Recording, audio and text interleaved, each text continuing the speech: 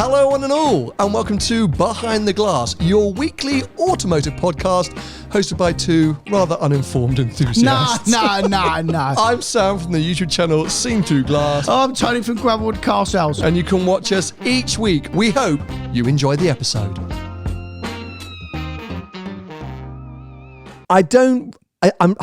Okay, so long story short, this week I'm in the 911 Sport Classic. Good for you.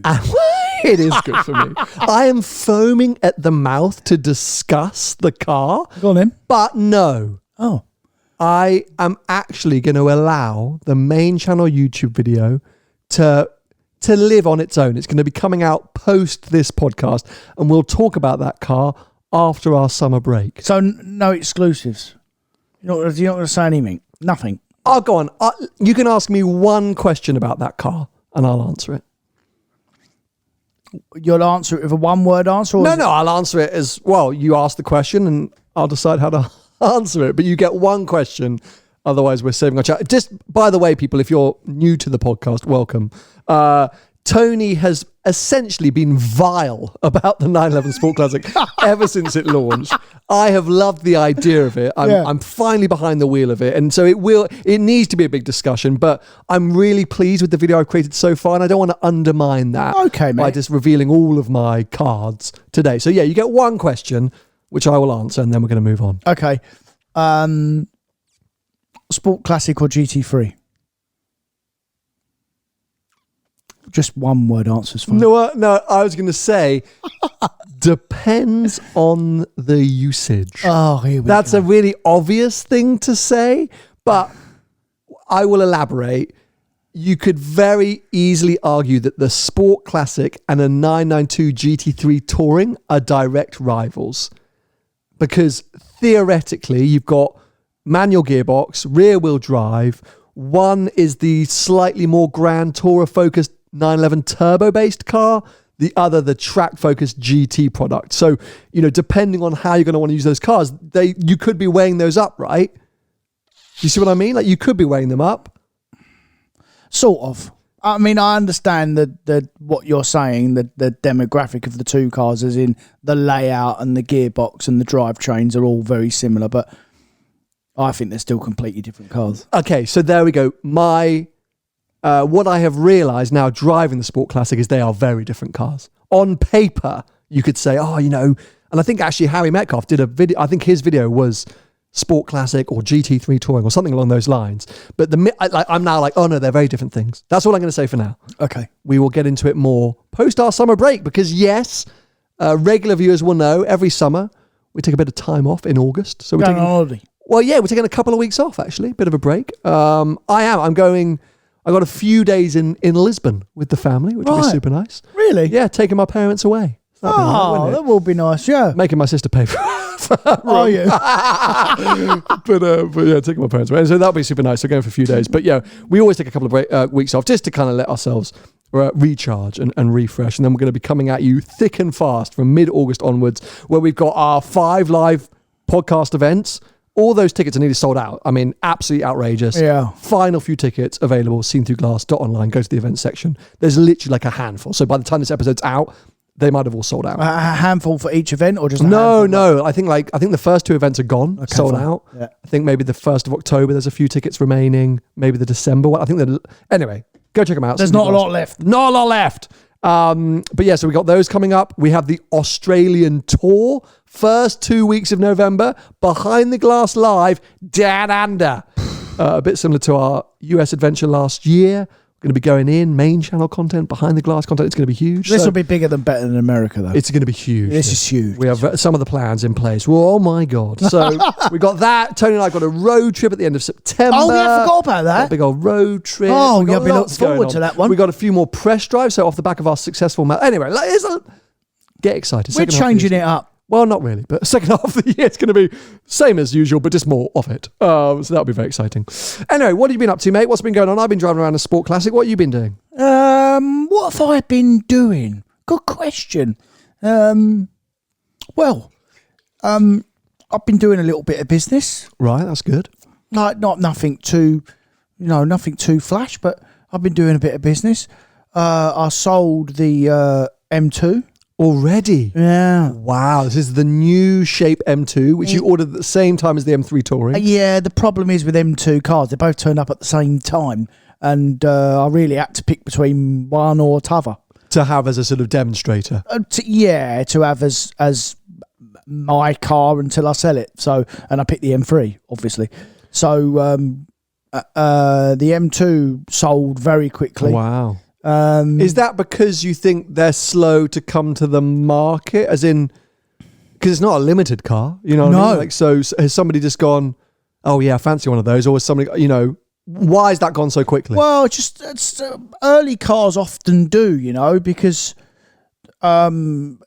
you know, people don't want to wait. Some people have the car on order and it's a year away, and they go, well, I'll have this now and I'll wait for the other one to come. That happens quite a lot, by the way. As in general, I sold a G-Wagon last year when there was still a wait for them. Exactly the same thing. The bloke just didn't want to wait another year for it, and bought our used one.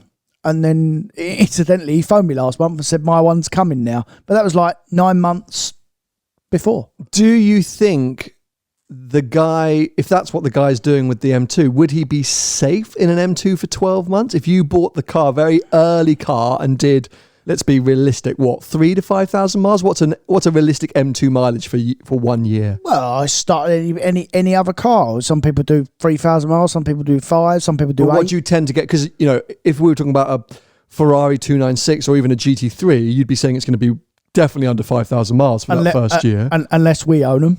Unless we own them. But I assume M2s are more readily used. You must see them coming in a year or 18 months old with, what, 12,000 miles? Yeah, so some obviously we sell a lot of M2 comps, so the older shaped car, and quite often they're 2019, 2020 cars, and they have anything from 15,000 to 25,000 miles roughly. So it really does. Some people use them as weekend cars. Some people use them all the while. To be honest, most of the M2 lads, they do use them as just weekend cars. They've got another car or a van or something like that, you know, because they are quite thirsty. Yeah, well, they have been. Who knows about the new one? But well, it will. I mean, it will be. It's still a 3 litre do early 20s to the gallon, so it's still fairly thirsty. So, yeah, you know. Depreciation wise, will it lose money? Yes, of course, because everything's losing money again now, as it was. I still can't believe the amount of conversations I still have with customers that still think that the market's still completely fine and their cars are still worth more. The market's booming. Yeah, like you know, like regularly, I get people ringing me up with Porsches, new Porsches, Macans, 911s. Got the slots. Their car's now coming that they've waited 18 months for. Want overs for them? I mean, no chance. It's not a thing anymore. Not a thing. No. I mean, I'm sure a lot of Porsche dealers agree with me that there's so many 911 cancelled orders around at the moment. You know, where generic 911s, just 911 S's and stuff, where people order them and then the world's changed and they're just not buying them anymore. Not keen for them. Does that mean that there are some steals out there to be done? Like, could you go and then lowball? I don't know, because Porsche historically, apart from a Panamera and probably a Cayenne maybe, don't really do deals on cars in general, you know, because there's normally plenty of people for them. So if there's a cancelled order, there's 10 people waiting for the car, and in one of them 10 people will have it. And as we know, quite often, sometimes they make people buy them so they can get a GT car or get a number. We have this lovely Carrera S sitting here. Yeah, if you get it, you'll definitely get a 992.2 GT3. Yeah, or you'll get Cheeky a GT3 buggers. one day. Yeah. So, buggers. yeah, they have that car that they can play, obviously. But, yeah, I don't know, mate. Like, the market's just changing all the time, and people's perception of cars fetching decent money now, it's like long gone. Long gone. Fair enough. Well, let's see what the future holds. It seems to be an ever-evolving situation, at least here in the UK, but I think across the world, yeah. The markets in general, I'm not well read enough in the world of, you know, financials. But yeah, I think there's a lot of uncertainty still ahead in terms of Yeah, values, because then you also see the other end of the market, the multi-million pound stuff selling super strong. So, or I think. Yeah, I think that £500,000 market up, I think that's still okay because people have different buying habits for that stuff. What did you see? I think it was the Singer DLS. I think right was DK that I think sold for $1 million over. Okay, I mean. Yeah, it's another world. Yeah, it's not, that's a quick profit, isn't it? Yeah, my God. At that point, you're not worried about paying another % on the interest rate because you're buying it. Yeah, You're writing a check for it. So, you texted me last night that you were watching an interesting TV show. Oh yeah, there was a. I'm sure some of you saw it. There was a program on BBC One last night about electric vehicles and the way that we need to adapt as humans and stuff. Like a panorama or like a documentary? Like what? Yeah, like a proper documentary. Okay. And it was an hour-long episode. Interested in the lines they went down. I mean, all stuff, I'm not going to go over it too much, all stuff that we've been speaking about for the last 2.5 years, basically. But was it positive or negative? Was it like, this is what's so great about electric vehicles, or this is the potential downside? Like, what was the narrative? To be fair to them, it started off very positive, and then they started telling the truth. Okay, interesting. So, like things like there's not enough lithium. Lithium. There's not enough lithium in the world to keep up with demand. Full lithium? Stop. Lithium. Yeah. No, but they do cobalt, nickel. There's like a whole load of there's raw materials that graphite or something as well. Okay. Because the lithium ion. Correct. Fine. Because the next generation they're all talking about, isn't it, is the new battery tech that's coming, that there's different ways of going about it, but current EV infrastructure, they're struggling a bit. Yeah, like there was a scientist there and just says, as we speak today, if the whole world adapts the same policy as us, there just won't be enough in the world. As in, they won't be able to manufacture it quick enough for demand, basically. And then, as well, like they said, like the price of it's gone up through the roof. Mm-hmm. So that's another reason why electric cars are more expensive. They're also, we've said this before, they're obviously more expensive because they're not making as many of them, and manufacturing costs are higher compared to a combustion car. And batteries in general are dearer to buy than an engine. It is literally just as simple as that. So they spoke about that. They spoke about synthetic fuels a bit as well. Interesting. What were they saying? Yeah, they spoke about that and said that's still expensive, which we know, and it obviously has its concerns as well because there's still a draw on the planet making that stuff.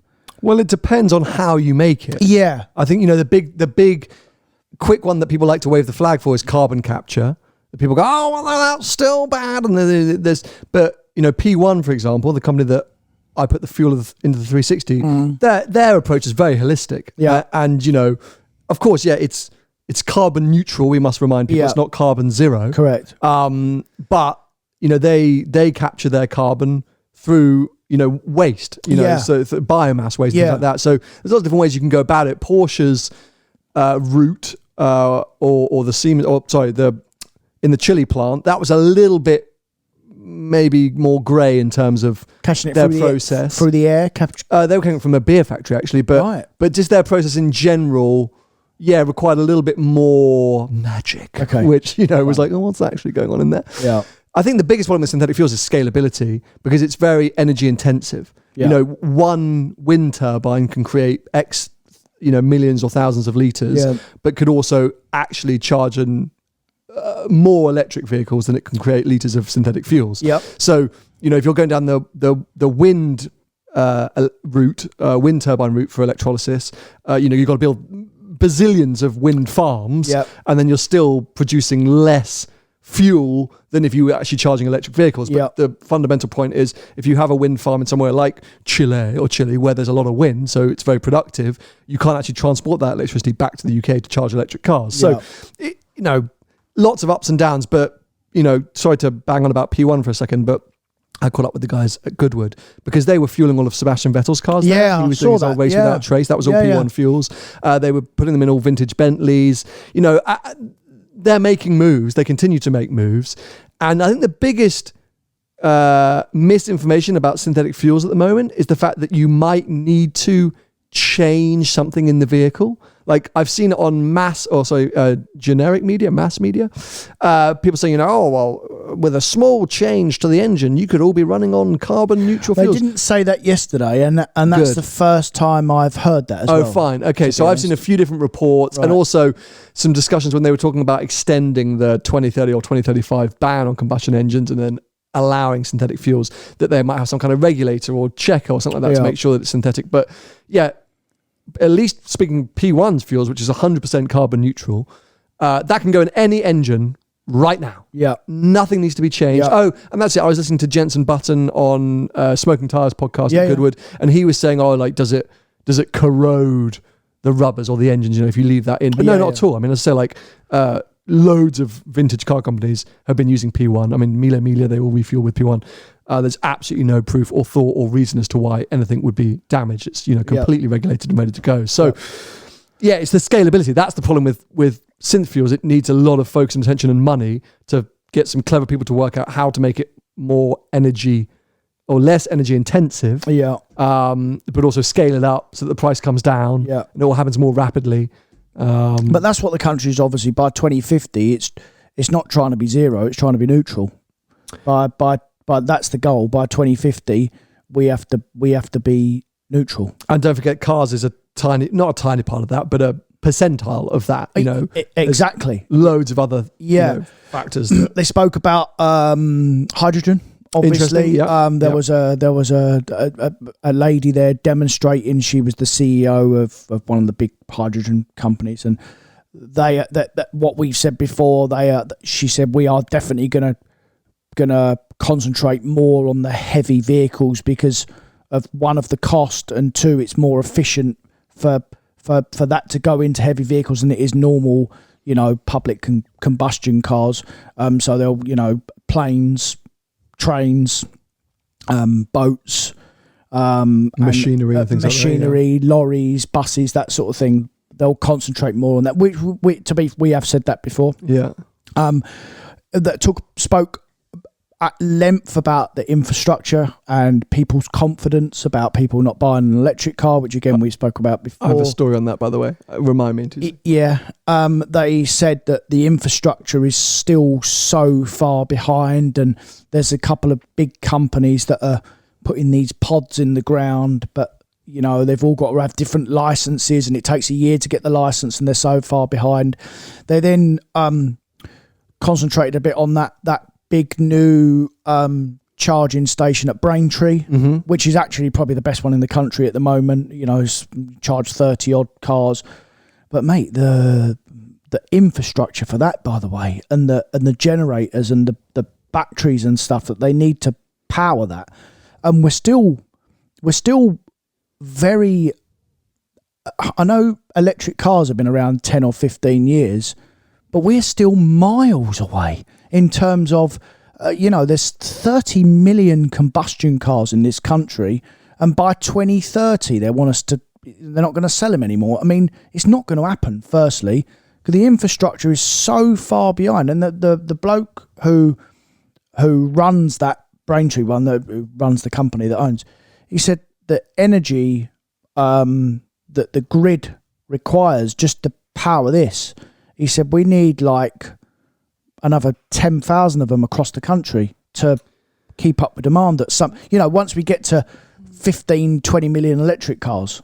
Yeah, I mean, I think the thing which frustrates me at the moment, right, is there is this real, whichever side you're leaning on, if you're pro EV, you're pro synthetic fuels, you're pro hydrogen, you're pro to sticking with where we're at, people are so absolutely vitriolic in their argument. This is why synth fuels is BS and can never work and is complete trash, and ignore it. You're trying to cling on to the past. Here's why EVs will never be a thing. It's a disaster. It's bad for the environment. And there's so much information out there and so much aggressiveness that people are all just bashing each other down. Like, this is crap. This is crap. This is crap. This is crap.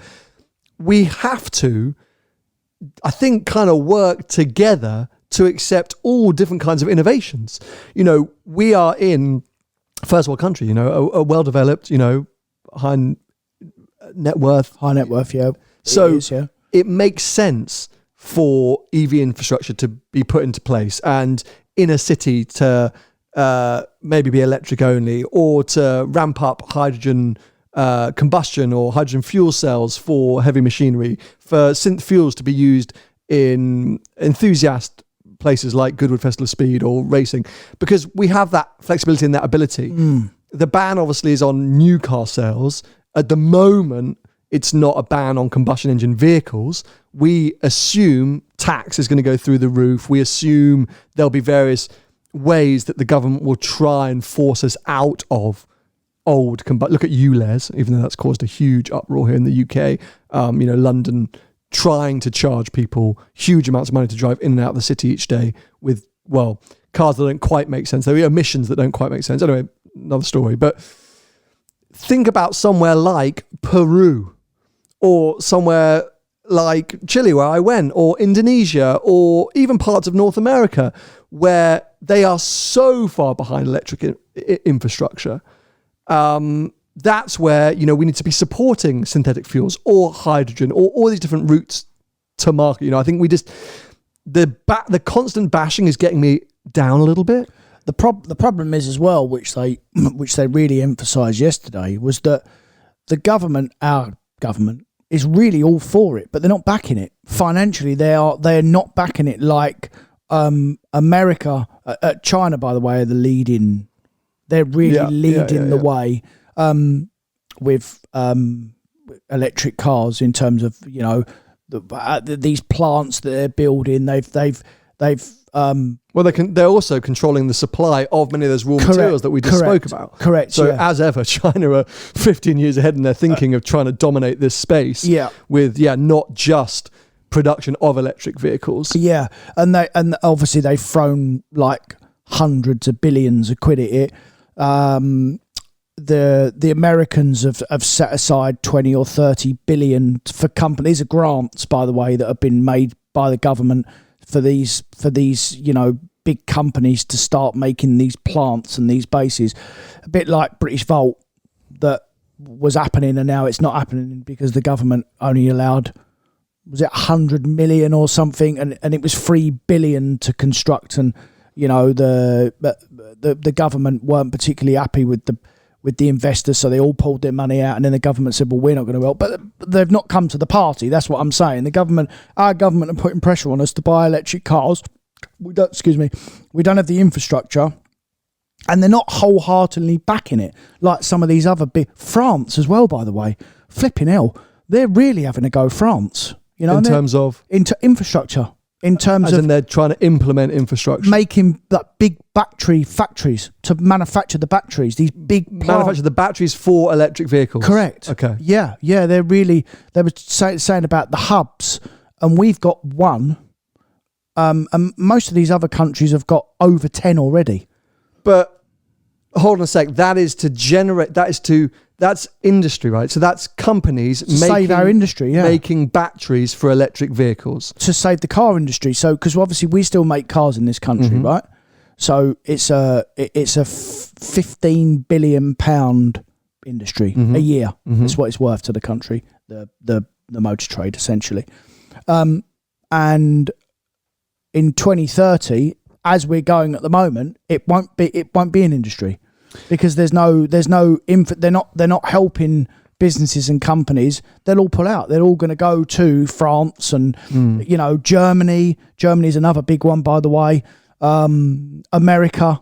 Is that, and you might not know the answer, but is that anything to do with Brexit and the cost of importing various materials and things needed to make the batteries is infinitely higher, so that it's cheaper for people to do it in France, Germany, or China, obviously. Well, that's a question I have. The big question. I mean, I can only talk generally about this. We as a nation are importers. We import everything, which is why our cost of living went through the roof. There's lots of reasons why, but that was a big reason why, because we import everything. So, but the whole idea partly was to Brexit is to stand alone and be Great Britain again and make everything ourselves. We're miles off. In general, I'm not just talking about cars. I'm talking about food, everything. We are miles behind. It's all to do with funding. Yeah. It's no funding. Okay, no funding. Well, I mean, we're wading quite heavily into politics, which we try not to do each week. I think, my whole thing is at the moment, there's so much information out there, so much conflicting information, so much misinformation, so much interesting information, things are evolving and changing every day. And there'll be 1,000 comments under this podcast correcting us on things that we've said or having opinions on things that we've said. And as I think it's great that we as car enthusiasts have so much to be interested or excited or concerned about. It's a crazy time to be into cars because so much is changing and none of us know what the next 5 to 10 years is going to look like in the automotive world. But all I'd say to this audience or our audience who are, I say, real enthusiasts, driving enthusiasts, like I think we need to be open-minded is my whole thing. I did that Lotus Electra review. The amount of negativity sort of before even no one was open to the idea that it might actually be a good product. The generic consensus from the comments was before I'd even watched the video, before anyone watched the video, load of crap. Chinese load of crap. So, I get that people are passionate about Lotus. I get that that's a brand that represents something and that the Electra is completely different to that. And I made that point super clear in the video. It's not a Lotus. There's nothing about it that is a Lotus. Because it works. That's one of the reasons. There's nothing about it that is a Lotus. But it wears a Lotus badge. Yeah. And if so therefore there's a product from the Lotus brand that is fantastic, surely that should be celebrated. But everyone just goes, BS that an electric car can be good. BS that an electric car can be engaging to drive. BS that that's a Lotus. I was like, just let's all be open-minded because we have the chance to be surprised. Some stuff is going to be poo-poo. And I get it. I get that as a Lotus fan or aficionado, the Electra makes you feel sick. I understand that. But be open to the idea that it might actually still be quite good though. It might still actually be quite enjoyable to drive, even if you don't like the idea, the concept of what it represents. It's going to be the same for a hydrogen combustion Ferrari or Lamborghini or a hybrid Ferrari SF90. So, I don't know, it's a hybrid Ferrari, disgusting. Brilliant car from what everyone can tell you. So I think just bide our time. Of course, we here are super passionate, enthusiastic about synthetic fuels. We see a lot of flaws and issues with electric vehicles, but I'm driving more and more new EVs. I'm enjoying them more and more. I haven't had to go and charge one for a long time, so that's probably why I'm having such a good experience. Why haven't you had to go and drive one? Because I've done a lot of press drives where they're pre-charged. Oh, okay. I haven't actually lived with one for a while, which is something I'm keen to do, by the way. Yeah. I think we have to, as this community, as the cars and coffee community, as the car, saddos community, just have a pinch of salt of our opinions and just be prepared to be surprised and to enjoy something different and something new. But of course, champion whichever route we think makes most sense, but not instantly poo-poo something that's different. That's how I feel. Yeah, and I will fight you a little bit with what you said there because, again, when I go back to this program, they had people on that were talking about the frustrations of still, even now, living and owning an electric car. They spoke about expense, they spoke about infrastructure, the charging them, long distance. That was the big thing, by the way. If they're in a town, they're absolutely fine because they can charge it from home. They're going short distance. But as soon as they went on a run, one of the guys went down to Cornwall with his family, gets halfway there, pulls into one of the big charging places. There's only 8 machines that are working. There's 25 cars waiting to charge up. It's a disaster. I'm literally going to cut you off, not because I just think that there are points that we know. And that the whole thing we knew, mate.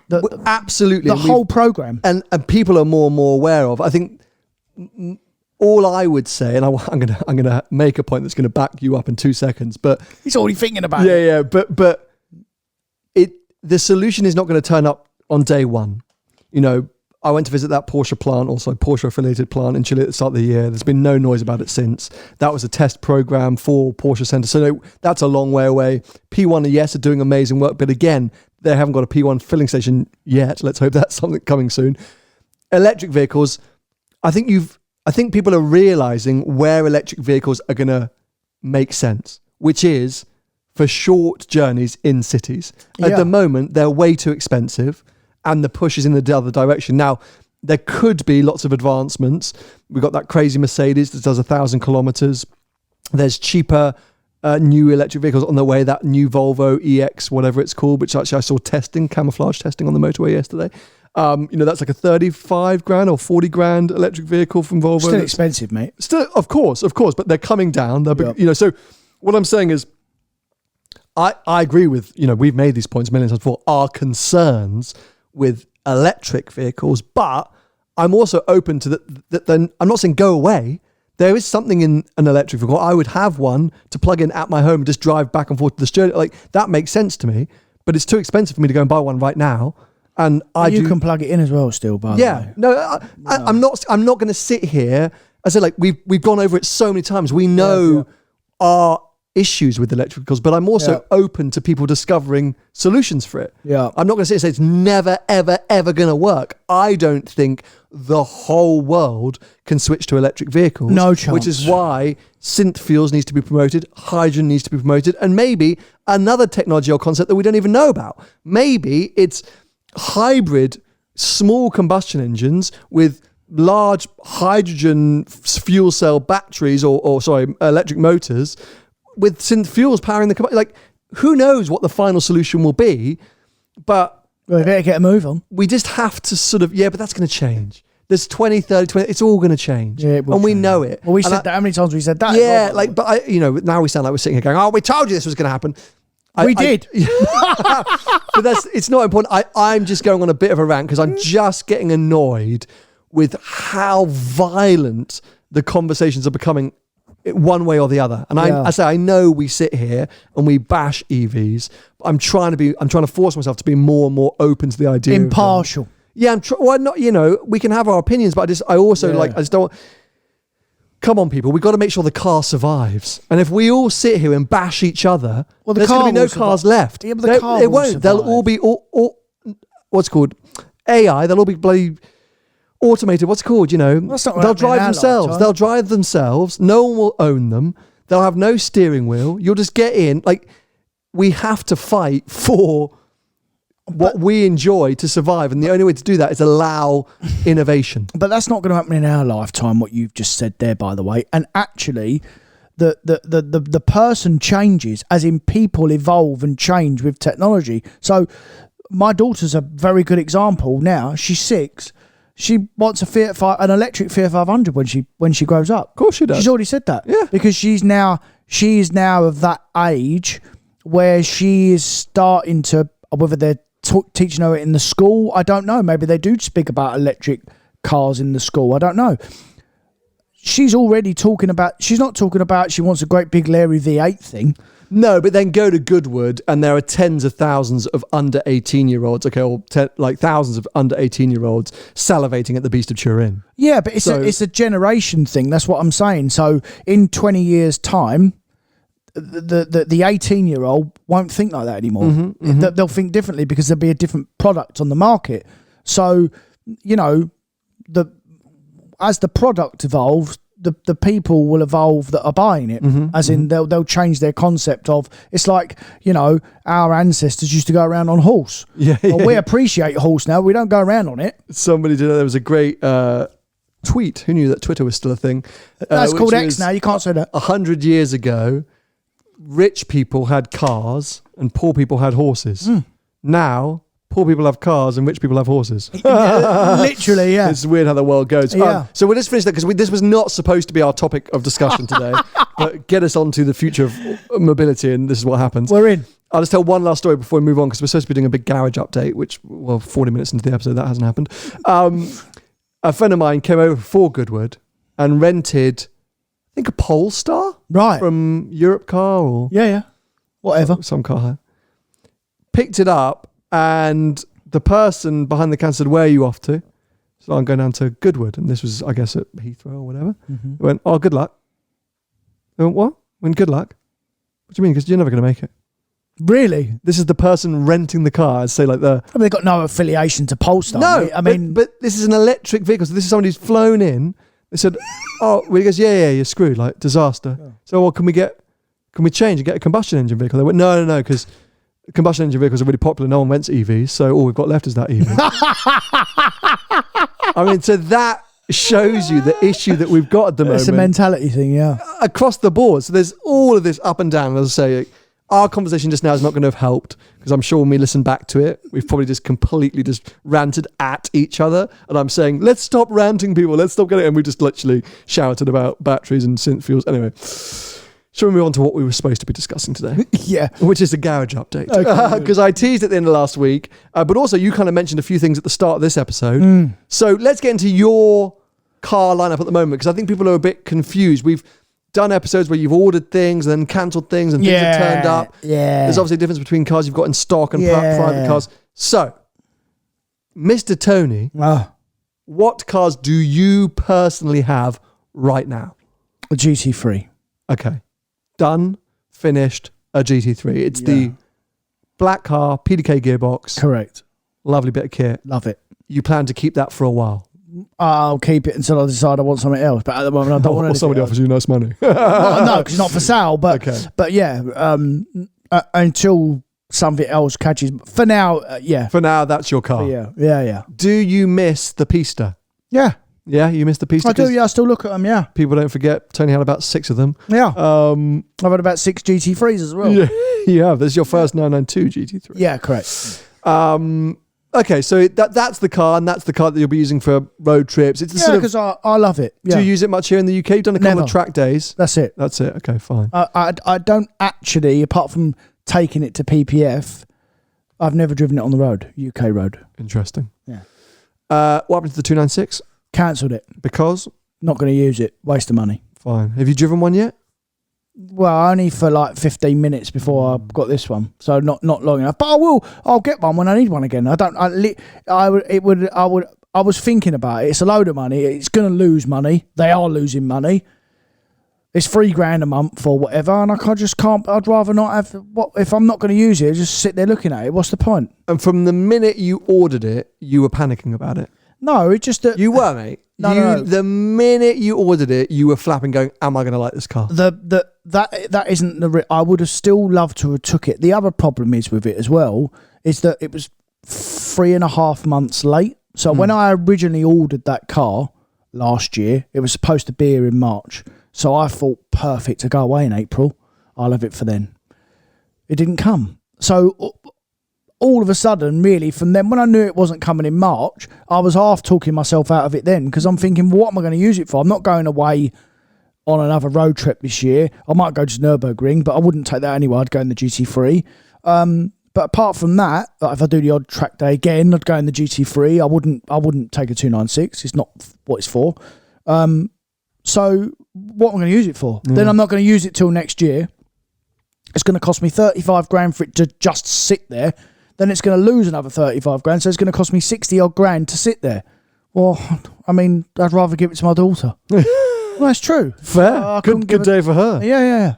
Okay, so that's gone. So, and then nothing else on the horizon. So nothing else has caught your eye. There's nothing else you're thinking, I've got obviously I've got the M3 Touring, but that again, we use that as like a demo. So I will use that. It is on the website. I will sell it, but I'm in no desperate need to sell that car. Okay. I really like that You're really car. enjoying it. I really like that car, yeah. But in terms of there's no big hitter stuff. So you GT3's here for now. You're not thinking, you know what, I think next year though I'll swap it for. Well, the only car I would swap it for at the moment is a Black Series. AMG GT Black Series. Yeah, but they're still too expensive. Really? For me. What are they? They're still like 3.5. Okay. Probably around that. So I mean, they're advertised at like 390, 385. I don't think they're really selling at that, but yeah, they're probably they're 3.5-ish really. Maybe a bit more if you really want one, but it's too much money for me. Like I'd rather another Pista. Do you know what I mean? And maybe I'll jump in one of them next year again. Another Pista? Maybe, yeah. Really? Maybe I'll have a 296. Maybe I'll have another 296. Yeah, I think it would be a waste to go back to a Pista Not if you love it. Of course you love it, but surely 296 and pieces similar money?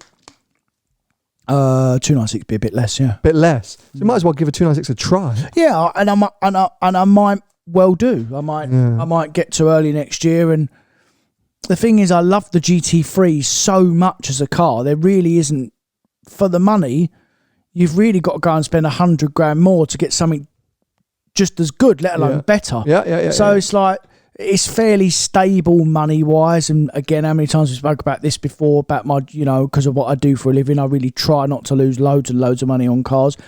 And also, it's another thing. This is the first time I've spoke about my personal cars really on the internet for ages, mate. For a long time. I don't, because I swap them and change them, and I don't really feel like I have to justify what I'm doing. And then you get judged by people that you don't know and go, "Oh, why have you flipped that and sold that, and why are you getting this, and why are you doing?" I'm not interested. No, but who cares? Who cares? But that's what I'm saying. I'd rather just not. Just avoid it. I'd rather just not tell people what I've got or what I'm doing. Oh, sorry. No, I don't mind, because I've only got one car. But in general, I don't. Well, except the Koenigsegg. But we don't talk about that online. Yeah, because it's a bit embarrassing, because I wanted a V8 one and knew the V8 one was coming. No, that's the Jumeirah. I don't know. I'm thinking about Koenigsegg. Oh, and your Valkyrie. Valkyrie. That's the one I really want, the Valkyrie. Okay, so you're GT3ing it, and then you're using the M3 Touring, which I'm very jealous of. And I've got a new Amarok pickup truck coming. Oh, look at that. Not a Ranger Raptor? No, they're so cool. There's new V6 Ranger Raptors. I've seen a few of them. Yeah, a lot of those are hitting the road now. I'll go skint. They're not a commercial to start with, by the way. So because they've got car suspension, so they've not got a big payload. I think you told me this. Yeah, so they're not classed as a commercial. They're classed as a car. Yeah, and they're like 70 grand. Well, they're not actually. They're about six. They're not even 60 grand actually. I think they're like late 50s.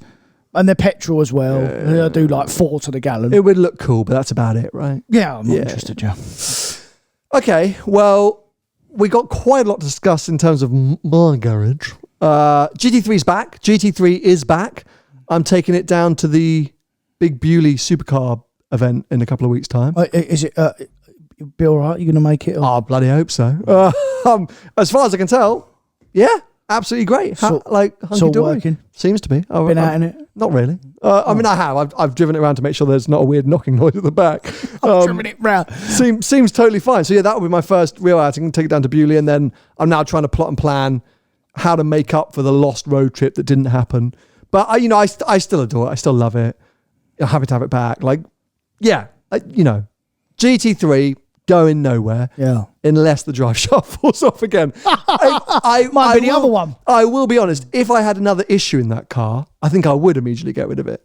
Because I'm a little apprehensive. Like I'm just a bit like when I do drive it, I'm like, oh, what was that? Oh, what? Yeah. So does that mean you want to sell the 360 now? You've had a couple of issues in that. Hold on a sec. Let me finish.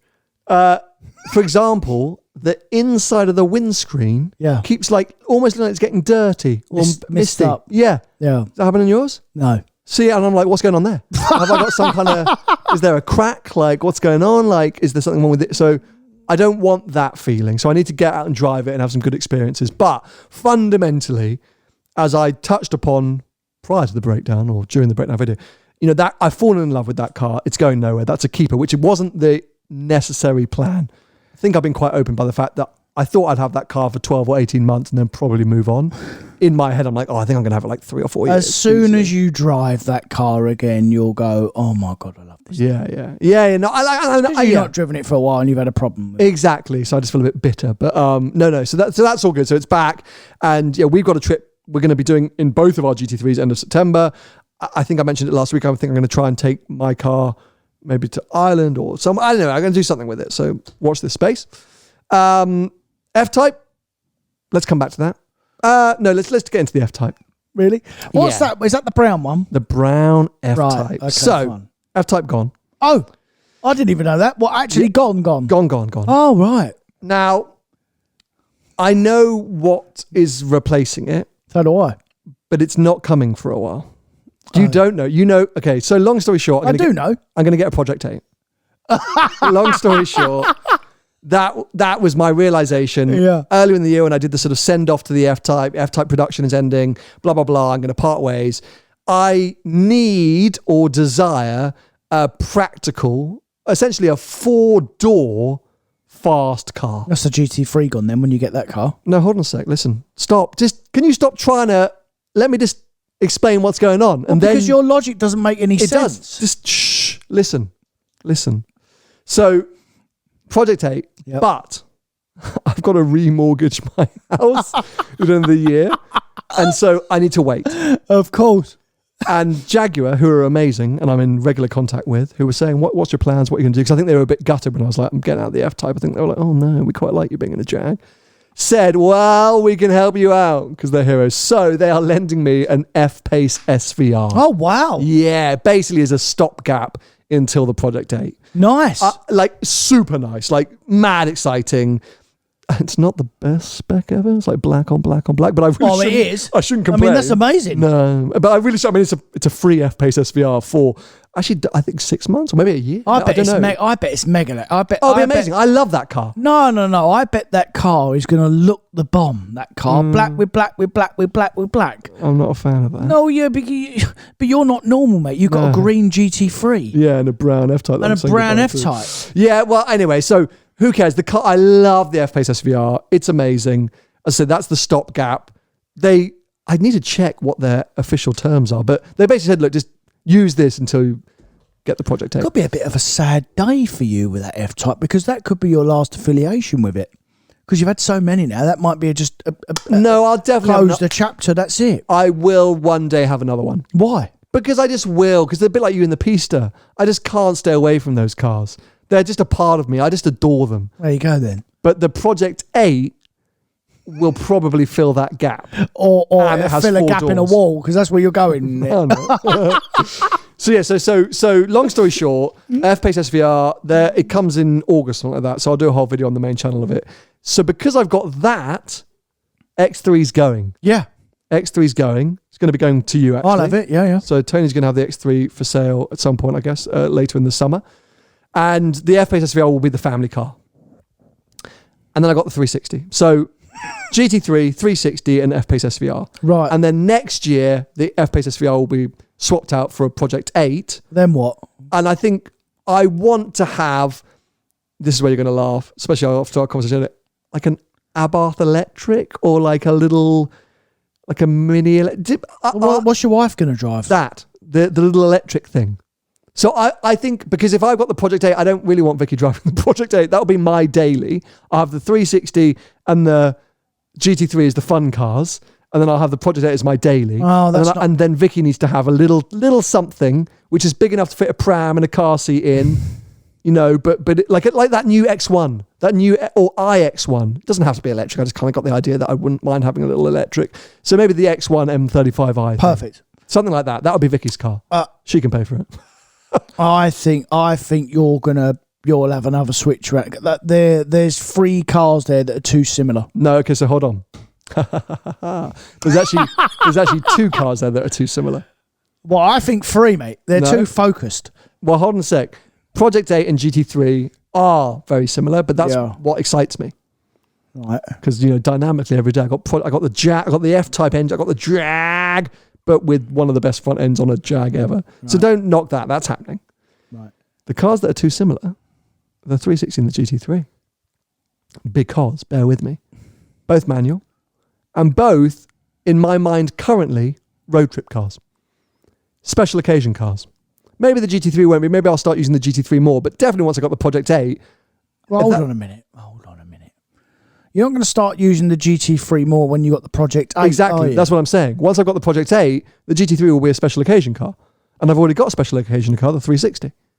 Right, so one of them's going to go then. Next year is my 10th anniversary on YouTube. So you're going to sell everything? 10 years on YouTube. Is September 2024. marks the start of my 10th year on YouTube. But do you know what? 'Cause it's always really weird as well. Because everyone you ever speak to, when you talk to someone, you say, "Oh yeah, I've been doing YouTube 6 or 7 years." Sometimes I don't think you realise you have been doing it 10 years. I didn't realise until I looked about 2 weeks ago. So I started the channel September 2014. Yeah.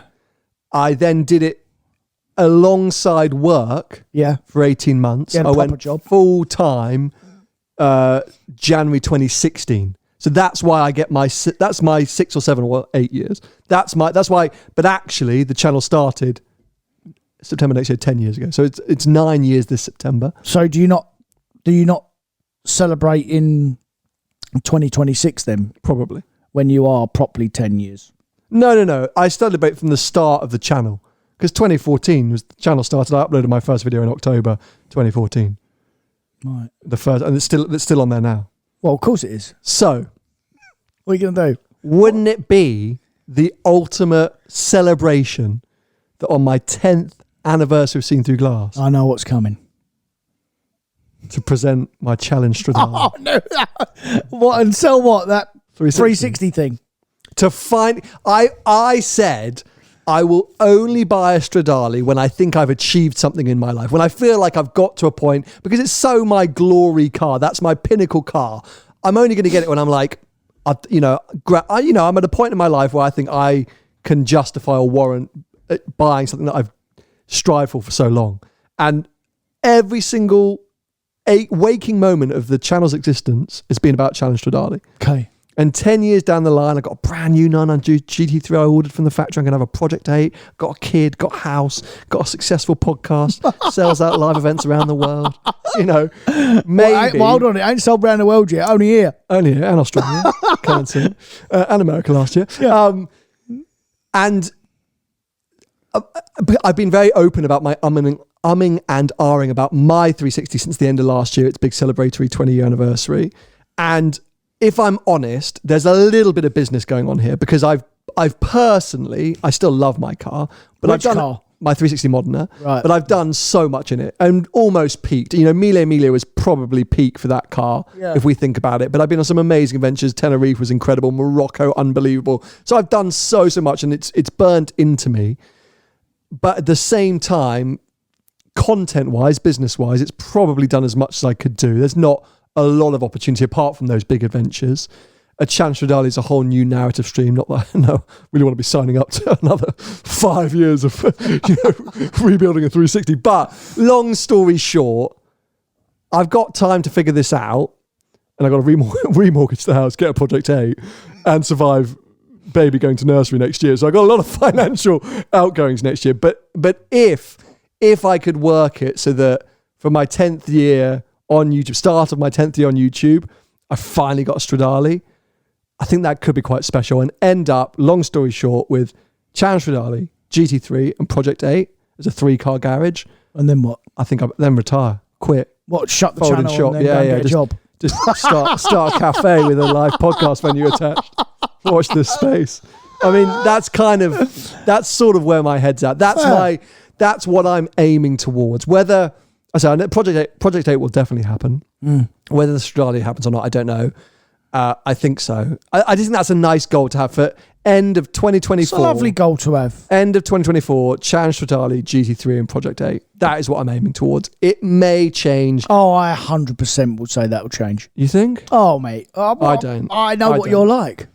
But for now, it's Earth Pace SVR, GT3 and 360 Modena. Right. That's my garage. Yeah. Yeah. That's the update. That's it? I think so. Weird episode. Talked about, spent about 30 minutes talking about, future mobility, which wasn't the plan. But that wraps up the first half of our year. As I say, we're taking a 2-week break now. We'll be back with you week commencing the 14th of August, which is when we expect to announce all the details of our Australian tour. And I would assume by that point, 100% all the tickets for our UK live events will be sold out. So just a reminder, if you want to grab the final few, head over to seenthroughglass.online, go to the events section. You can grab the final few tickets remaining. If you want to follow either of us over the next couple of weeks, see what we're getting up to, Tony's at Tony Gravel with Car Sales on most social media platforms. I'm at Seen Through Glass. Don't forget to follow the podcast on Instagram, Behind the Glass podcast, Behind the Glass __ podcast. We're also on TikTok. TikTok's doing big numbers these days. Yeah. I guess that's it, right? Anything else you want to say to people before we see them in August? Oh, we've got a couple of weeks off. Couple of weeks off, mate. Happy holidays. Happy holidays if you're getting some time off. If you're not, sorry. Go back and listen to some other episodes. And we'll see you in a couple of weeks when we're feeling refreshed back from our hollybobs. See you then. Bye-bye. See ya.